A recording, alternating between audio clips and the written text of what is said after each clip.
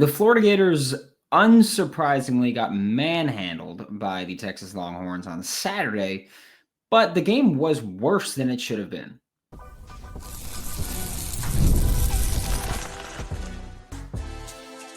You are Locked On Gators, your daily podcast on the Florida Gators. Part of the Locked On Podcast Network, your team every day. Hello and welcome back to another episode of Locked On Gators, part of the Locked On Podcast Network, your team every day. Thanks for making Locked On Gators your first listen of the day every day. We are available daily and free, wherever you listen to the podcast and on YouTube. Happy Monday. I am Brandon Olsen. Find me on Twitter at WNS_Brandon. Find all my written work with New York Giants on SI. You can start the season with a big return on FanDuel. New customers can place a $5 bet, and you'll get started with $150 in bonus bets if you win that first $5 bet. Just visit FanDuel.com to get started. And I'm going to say this now. This isn't going to be pleasant if you are looking for sunshine, pumpery, super optimistic things. Because while, yes, everybody expected Florida to lose this game, and yes, a lot of us knew it could get ugly, I still have issues with things, right? Yeah, there were a ton of injuries, right? I mean, they kept talking about it during the game. Florida was without QB1, QB2, running back 1, running back 2 when healthy. I don't care how anybody feels about Trayon Webb, Jaden Baugh, Jacoby Jackson, all that. When healthy, it was Montrell, Trayon Webb, Jaden Baugh. So you were without QB1, QB2, running back 1, running back 2. We'll say receiver 1, receiver 2. You were without your starting right guard. You were without a rotational offensive lineman. You were without a lot, right? And I give them that. Like, I know even with those injuries like that, it was always going to be rough, right?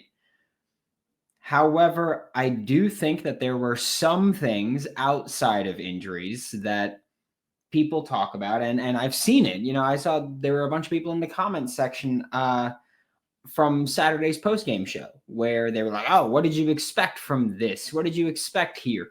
What do you expect the offense to do with, I get this right, what do you expect the offense to do with a redshirt freshman walk-on transfer quarterback from Yale? What do you expect from that? Well, here's the thing.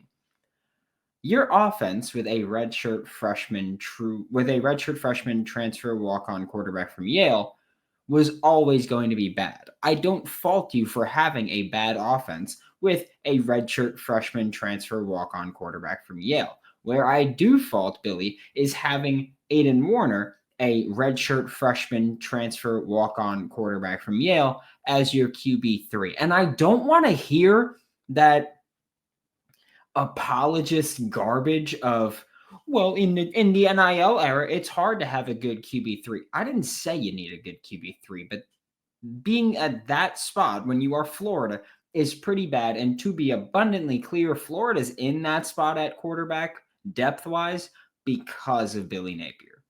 Okay? Like, I here's the thing. I don't think that's anything surprising. I just don't like people trying to use it as an excuse, right? I mean, you look at the Florida quarterback recruitments under Billy Napier, whiffed on Jack Miller III, right? Whiffed on him out of the portal. He ended up being so bad that he just stopped playing football during the season. So whiffed on him. Evidently whiffed on Clay Millen, if Clay Millen is QB4 now behind Aiden Warner.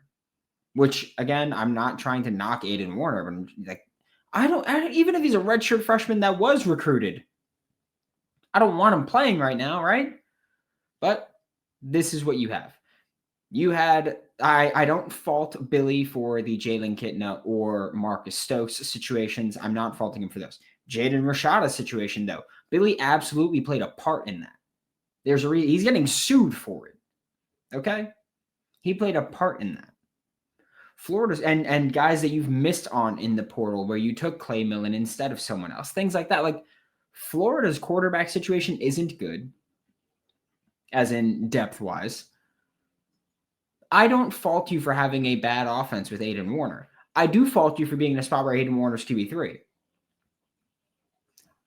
I refuse to believe that there wasn't an FBS quality player available in the portal or in high school recruiting throughout any of Billy Napier's time.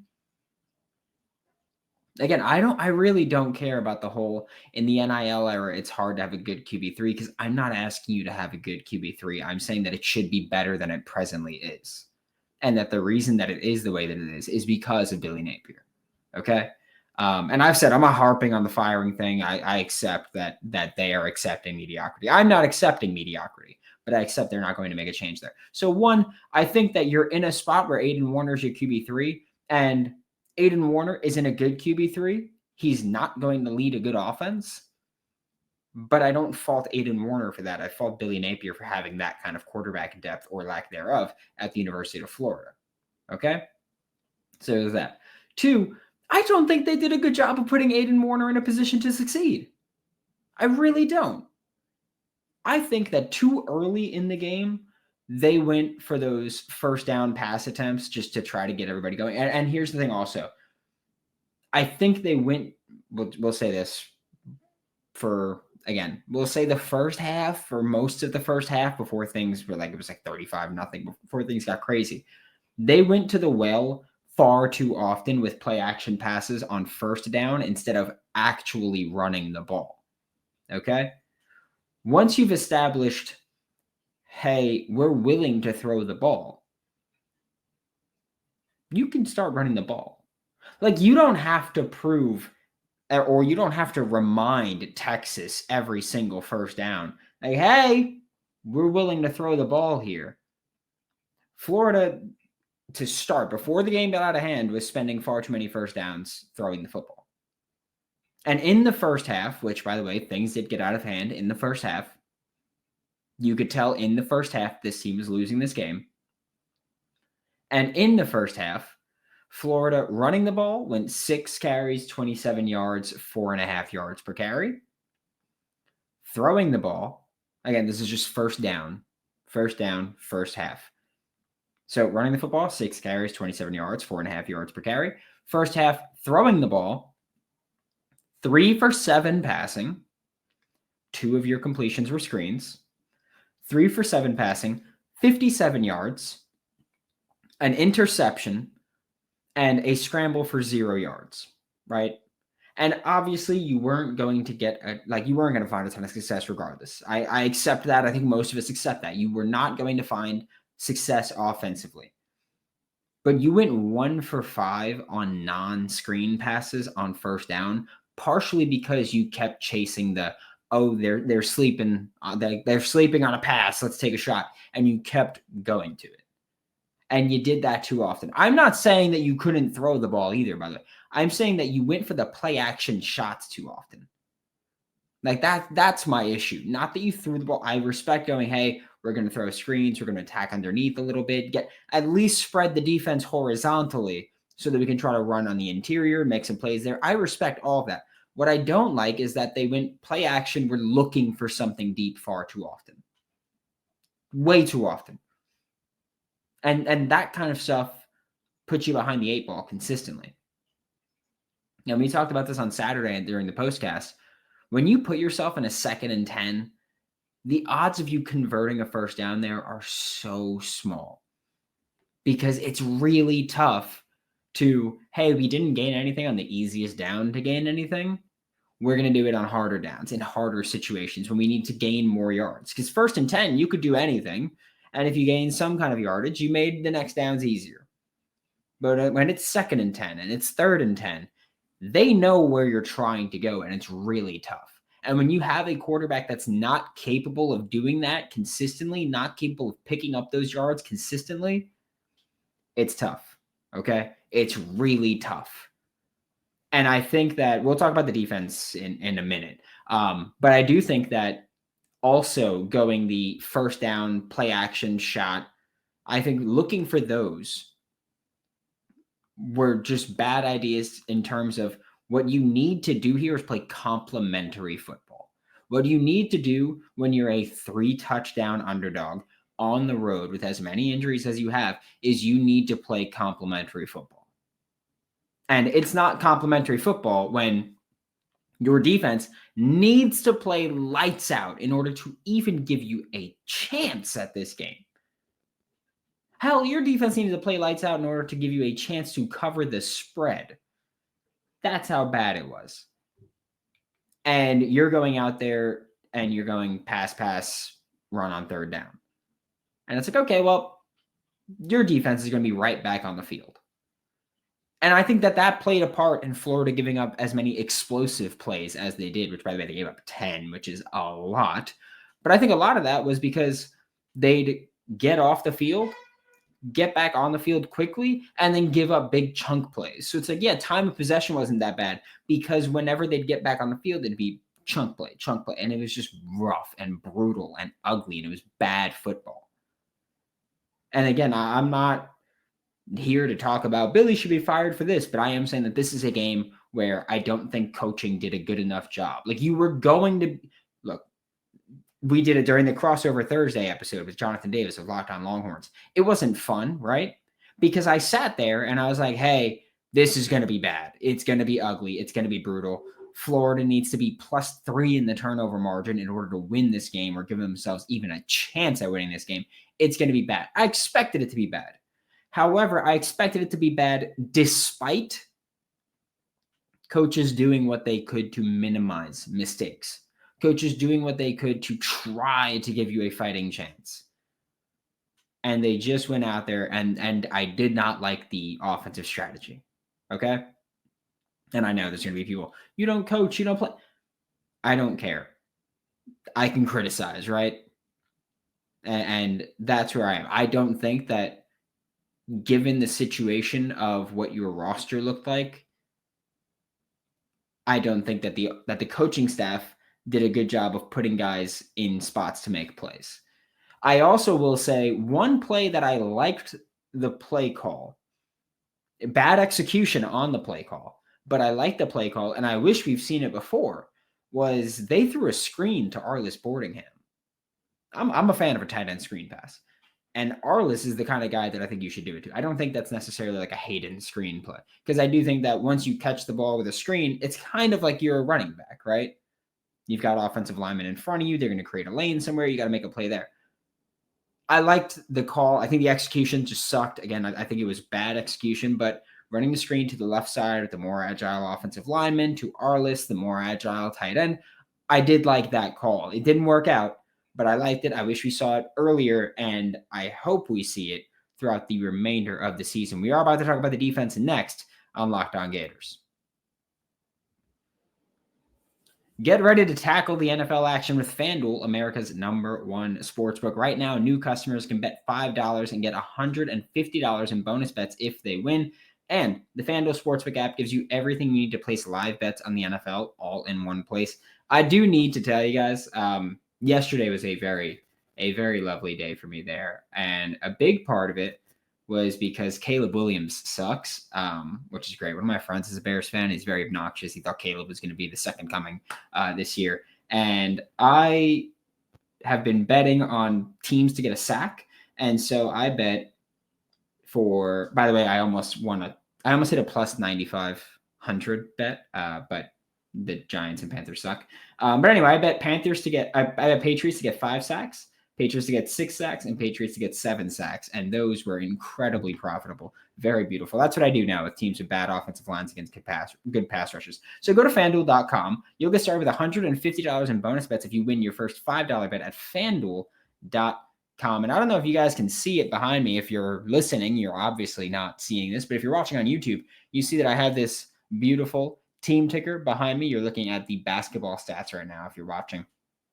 Team ticker is a one-of-a-kind sports sign for college sports fans, and Team ticker is 1.5 foot by a 2-foot wall sign featuring the Gator logo that is a cool retro-looking LED display. The display is updated daily with fresh content such as the countdown to the next game, your schedule, standing stats, and news. Right now, it's Florida has team blocks per game. It's 11 blocks per game, and now we've got women's basketball stats coming up. It's super fun, great way to stay connected with the Florida Gators. Jariah Warren's up there.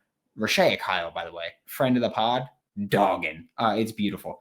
But Team Ticker is a combination of design and function that gives you an entertaining, creative way to display your team pride while providing a unique connection to the team. Jariah Warren stats still up there, and it's just amazing. I love the team ticker. You can play the fight song. I'm not going to do it, but you can play the fight song and just do it throughout my house randomly. It's fun. Screws up with my fiance there. But if you're looking for that one eye-catching item to showcase your team pride or a gift for that special Gators fan, go to teamticker.com and pick up your team ticker today. Team Ticker is a one-of-a-kind sports sign. Go to teamticker.com, use promo code LOCKEDON, and receive $50 off your team ticker purchase. Thanks for being Locked On Gators, your first listen of the day every day. We are available daily and free wherever it's in the podcast and on YouTube. And I feel like this is, again, defense, injuries. I know the secondary had a lot of injuries. We'll talk about that in a second. I will say this. I did not expect the defense to hold Texas to 0 points or anything like that. What I expected from the defense was maybe, get a couple stops early on. And then when the offense is being very, we'll say, unimpressive. Get a couple stops early on. Offense is being unimpressive. Defense comes back out, and then Texas starts driving and just pummeling you at that point. And that's not exactly how it went, right? Texas didn't score on the first drive, but they drove down. Then Florida made a couple plays. And then Texas missed a field goal. But they still drove downfield on you. By the way, they also at one point went for it on 4th and 1 from their own 20, which is incredibly disrespectful. I think that was the second drive of the game. Second or third. It was early in the game. But they did that. So first drive, Texas drove downfield on you. And again, missed a field goal. But the signs were there that, hey, Texas is gonna be able to put up points in this game. That first drive, and again, I know people go, oh, scripted drive, whatever it may be, but I feel like Florida's defense, they tend to first drive, make a couple plays, make some, and they did too. TJ Searcy, great sack on the stunt there. Cam James had a great play as well, if I'm not mistaken, but it was clear they were not going to be able to hold Texas off. Okay, and I also will say I don't hate how the defensive plan was built, right? They're like, hey, our secondary is really banged up. We've got to help them out. So we're going to generate pressure with stunts and twists and get creative with that without sacrificing coverage on the back end, which, by the way, is something I said you should do. That was the thing where if you go back to Friday, I was like, hey, Quinn Ewers does not do a great job of reading disguised coverages. He tends to make a mistake when he's pressured through those disguised coverages. And Florida had quite a few times where they had a disguised coverage, disguised pressure, and they could have made a play. There was that one Quinn Ewers long run that I believe set up the 4th and 1. They had great coverage on the back end. Pass rush was doing their thing, but eventually they just didn't get to him, and they got screwed over there. But despite the injuries to the secondary, because I know I was criticizing the defense on Saturday, and people were like, oh, but the secondary's injured. What did you expect? Florida had 13 missed tackles on Saturday, okay?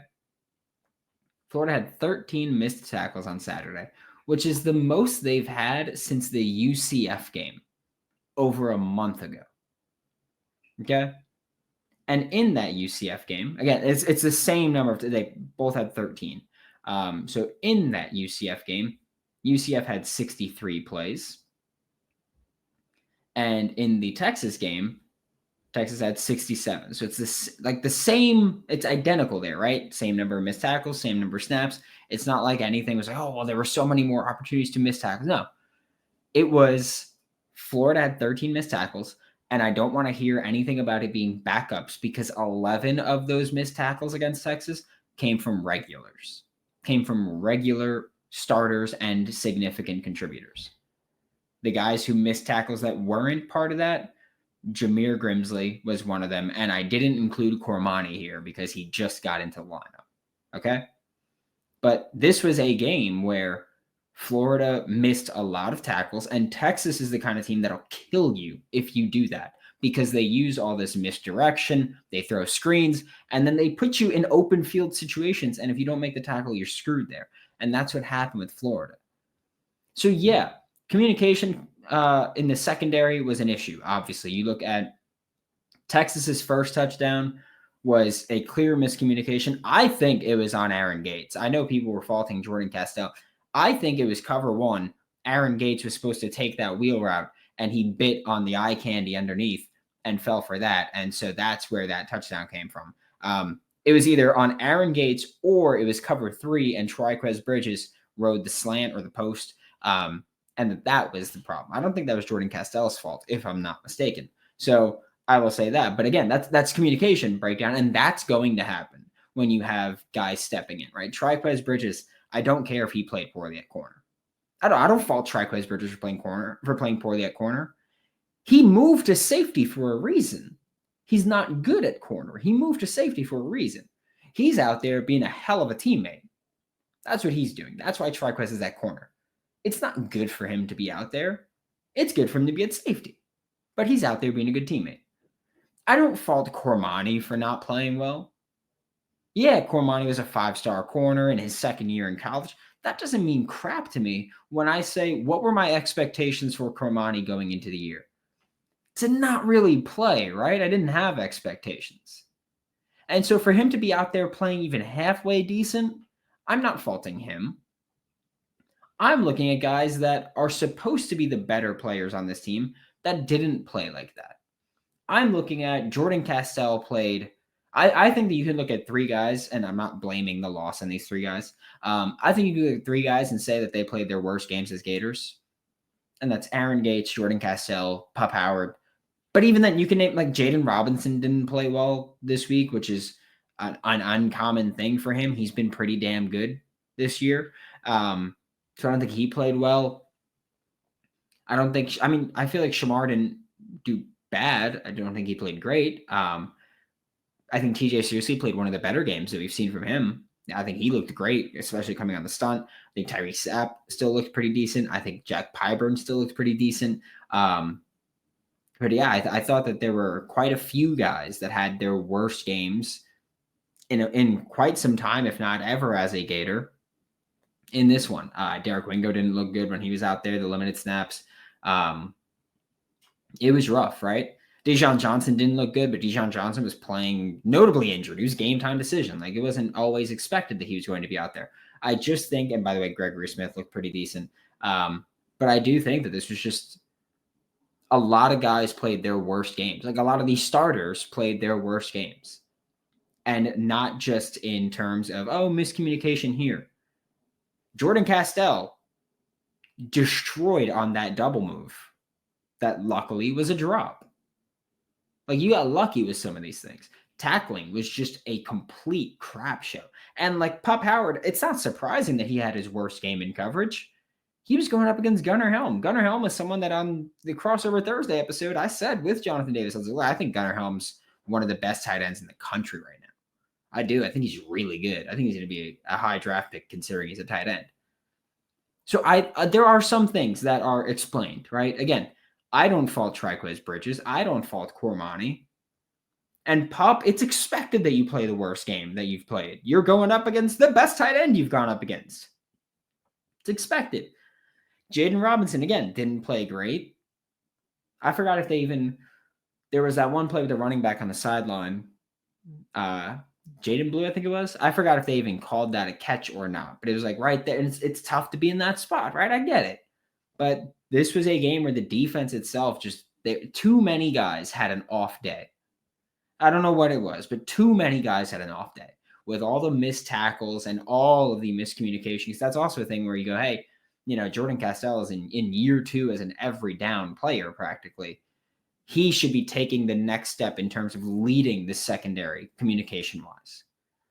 I think that it was far too often that when Texas went in motion, there were breakdowns in coverages, breakdowns in assignments, breakdowns in communications. There were too many breakdowns in a game where that couldn't happen. So again, I expected Texas to be able to put up points. I expected Florida's defense to get beat quite a bit. I didn't think it was going to be as consistently bad as it was. You had a screenplay go for 50 yards. Dude, wasn't even threatened to get tackled. Again, and I understand the injuries, but the 10 explosive plays is a lot. 10 explosive plays is bad. And so while some of it's explained, it was also just an off day when I think you look at it and you say, well, if we're going to have an off day, I'd prefer it be on the day where you didn't have a chance to win anyway. However, if you're going to have an off day, I'd kind of prefer it wasn't the day where you need to have an on day in order to give yourself even half a chance. And so it was brutal. It was just brutal. But I do think that it's worth noting that despite the injuries, all that stuff, I'm not faulting the guys that are playing because of injury. I'm faulting the guys that are supposed to be the best players on this team that had the worst games of the season for themselves.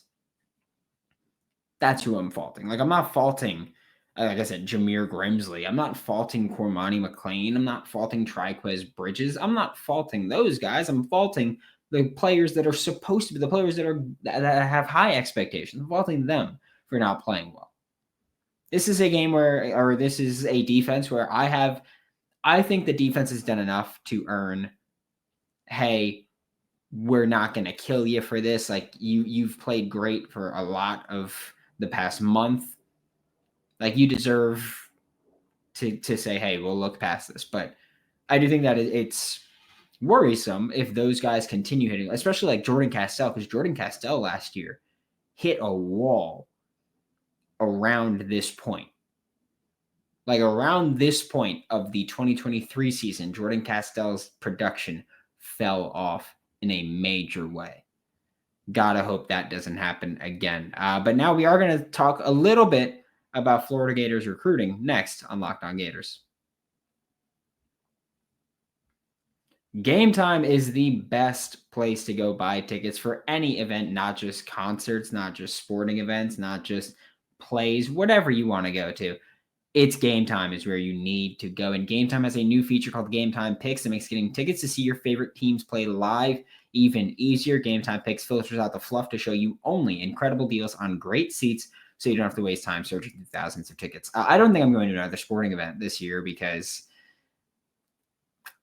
not going to go to a Florida Gators game and not going to go to a New York Giants game. Maybe the Knicks. Maybe the Knicks. We'll see how they go. Hopefully they tighten up. Take the guesswork of buying tickets with Game Time Picks. Download the Game Time app, create an account, and use code LOCKEDONCollege for $20 off your first purchase. Terms apply. Again, create an account, redeem code LOCKEDONCollege for $20 off. Download Game Time today. What time is it? It's game time. Thanks for making Locked On Gators your first listen of the day. Every day we are available daily and free wherever you listen to the podcast and on YouTube. And I wanted to touch a little bit on recruiting here because, and I will say this as well, because people have asked me about why I haven't talked as much recruiting lately. And it's as simple as with all of the, what seemed like surefire when it was going to happen, not if it was going to happen, around Billy Napier's job security and Billy Napier potentially getting fired, it felt moot to kind of talk about recruiting, right? Because we know that if a coach gets fired, the overwhelming majority of the recruiting class will not stick, right? And also the recruiting class just wasn't great to begin with. But Florida is making some moves with some recruits, like Trammell, I'm not sure how he pronounces his name. Trammell Jones he's a Florida State commit who, by the way, just fired their offensive coordinator. They are 1-9. They are horrendous as a program. It is bad. They've got a week off, and then they've got Charleston Southern, and then they've got Florida. So 2-10, 3-9 is their absolute best case scenario. That's brutal. But he's getting like the crystal ball on 3 predictions for flipping. Wouldn't be shocking. Don't forget, Jones was someone that we spoke about a lot this summer as someone that Florida was trying to flip. Stephon Shivers was formerly committed to Georgia. He's out of Tennessee. Formerly committed to Georgia. He, from my understanding, was that there wasn't exactly a ton of love there, and he decommitted from Georgia. And now Florida is a school that is trying to flip him. And you've likely locked in some of your current commits that people were talking about flipping, right? Because there were, in fact, kids that I've said this before on the show, there are kids that I was told, hey, if Billy's the guy, they're not flipping. And so I would assume that now with Billy being the guy, you can expect them to not flip. I think that you're pretty good with Tayshawn Gelsey right now, the tight end out of Jacksonville, who Florida State was recruiting him hard, but feel like now firing your OC and looking really bad this year, I don't think that's very convincing for kids to want to come play for you at Florida State. And I will say this, and I'll say this now. I'm just going to say, I still don't know how you move forward from here if you're Florida. And I will say this as well. If you're going to go into the comments section and cry and soil yourself, or if you're going to be someone who's going to DM me about it or tweet at me about it, just get over it. Skip to the end. If you're an everydayer, I'll see you tomorrow. I don't care if you think my honesty and my opinion is impacting recruiting. I know that I've had people say that in the comments and everything, and they go, oh, like the narrative you're pushing. Here's the thing. If these kids, as in these recruits, don't know me personally, and my opinion is impacting their recruiting, and my opinion is impacting their decision, they're doing something wrong, right? I don't know them personally. They don't know me personally. My opinion should not be changing their decision. It's not about the narrative about what I'm doing. Okay? The only narrative I push has always been that I'm going to be honest. And if I feel like, Florida's struggling in recruiting, I'm going to say that. If I know why, then I'm going to say that. And we know why, right?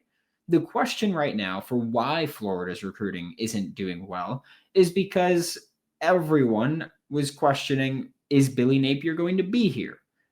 And last year, when that wasn't a thing I was even talking about, Florida's recruiting still felt that. Jameer Grimsley publicly was like, yeah, I'm deciding between Florida and Alabama. But a big part of it for me is that, Billy Napier's job security. I don't know if he's going to be here long term. And that's why he went to Alabama. And then once Nick Saban retired, he hit the portal and came to Florida because he was truly between those two programs. And coaching stability was a thing that mattered to him. And so when the coach he picked did not stay, he came to the other coach he was deciding between. Also important to note that a lot of these kids are committing to coaches and not universities. And that's not a bad thing. A lot of these kids, especially if you're playing high-level ball at the SEC, you're trying to go to the NFL. You're going to go to the coach that's going to give you the best chance to get there. I don't fault them for that. I don't get mad about a kid committing to a coach and not a university. As a fan of the university, yeah, of course, I want every player here, every good player here. But in terms of just what's best for the kid, wherever they think is best for them is what's best for them, okay? My opinion shouldn't impact their decision if they don't know me. If Billy Napier is truly going to be here next year, and I only say that, not that I'm speculating anything, I'm just saying we've seen an AD put out the vote of confidence statement before and then have it not work out, like have them fire him a few weeks later or a few months later. So I'm not speculating that's going to happen. I'm just saying, if Napier's truly going to be here next year, I think you see the Gators in a pretty similar spot as far as the recruiting class doesn't look good through the summer and through the early fall because everyone is going to know that Billy Napier made it through 2024 to 2025 by the skin of his teeth. That's not a media narrative that I'm pushing. That's not my opinion. That's a fact because guess what? If your AD has to put out a statement that you're staying, he's putting that statement out because there's genuine cause for concern that you wouldn't stay. And I truly believe Scott Strickland put out that statement because of the recruiting not doing well. Despite Jesse Palmer going, oh yeah, it's going to start impacting recruiting. It's been impacting recruiting, okay? So I think that at this point, you look at next year, the recruiting class is probably going to look pretty similar for 2026, where throughout the summer and the early fall, it's not going to look good because people know Billy Napier made it through by the skin of his teeth. And so you're just going to have to deal with, again, is Billy going to be here next year if I'm a 2026 kid? I don't know. It's a tough one. And again, I'm not even giving an opinion on if he'll be here or not. I'm just saying that that's the reality of the situation. People are going to ask that question. Recruits are going to ask that question. Parents are going to ask that question. And honestly, I think Billy Napier needs a year where he comfortably wins 8 or 9 games to truly get rid of the job security negative recruiting. Because let's say you go out there and win 6 or 7 games and you come back for 2026. That is not going to get people off the, Billy Napier's one bad year away from getting fired. That's not going to get people off that winning 6 or 7 games. You need to comfortably win 8 or 9 games against good teams. Like I know Jesse Palmer on Saturday was talking about the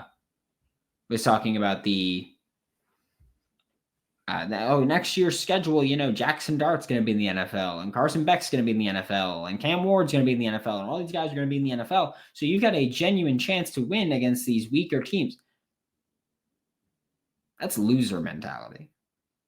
You need 8 or 9 wins against good teams next year to, I think, get rid of the job security negative recruiting.